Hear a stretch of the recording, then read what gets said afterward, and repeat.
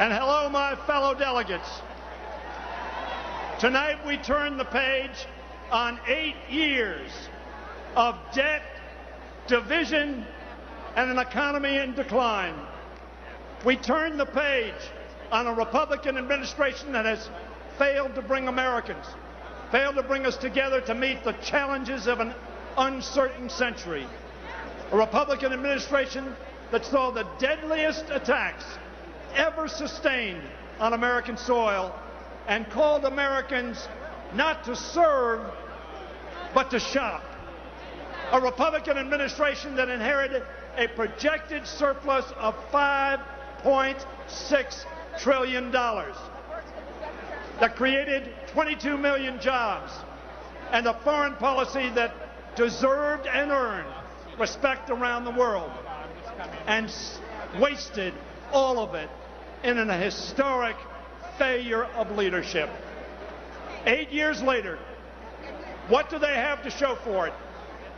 The surpluses squandered, our national reputation tattered, jobs lost. We all know this. Even John McCain concedes that, and I quote, "We are worse off than we were 4 years ago." But ladies and gentlemen, you can't expect change from a senator who voted with George Bush 95% of the time this year.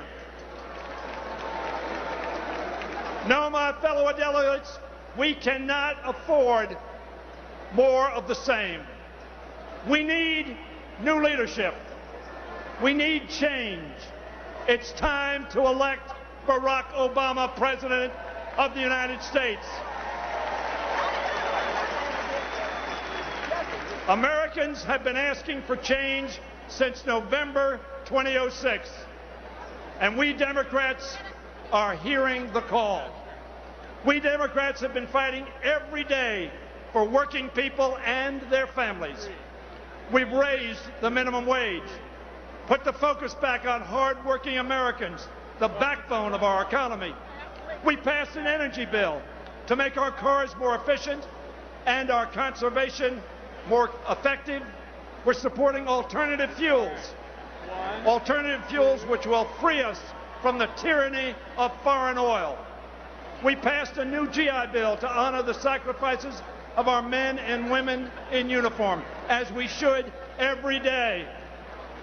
And every day we strive to honor a principle familiar to every American family. We ought to spend what we have.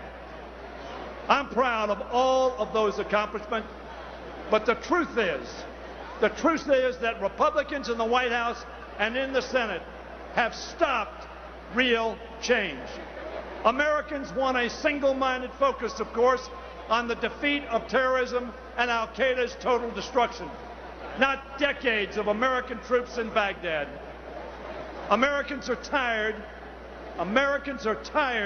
of country club economics. We want an economy that works for all of us, for people who are struggling to own just one home, let alone 7 homes. Americans want clean energy and lower gas prices, not subsidies for oil companies making record profits.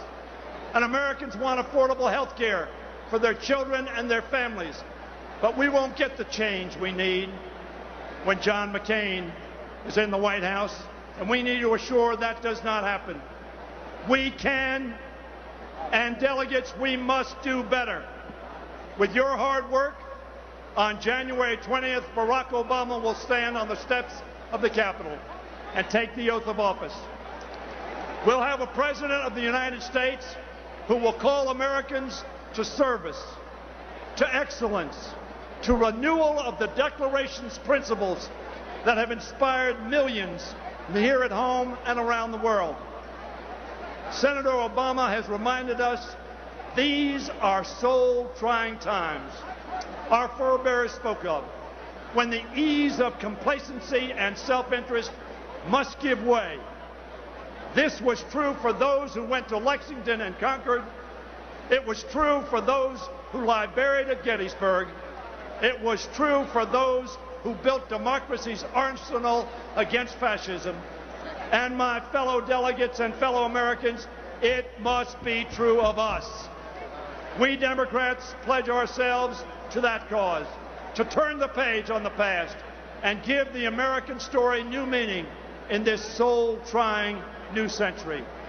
When dawn breaks on January 21st, we will begin the long, tough, essential job before us, bringing America the change we need.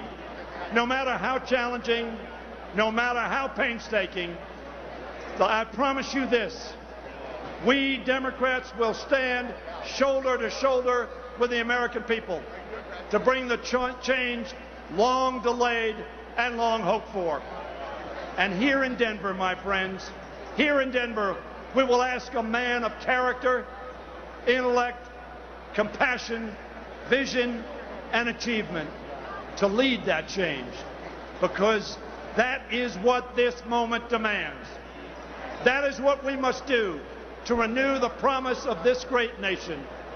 For the change we need, we must elect Barack Obama and Joe Biden, the next president and vice president of the United States.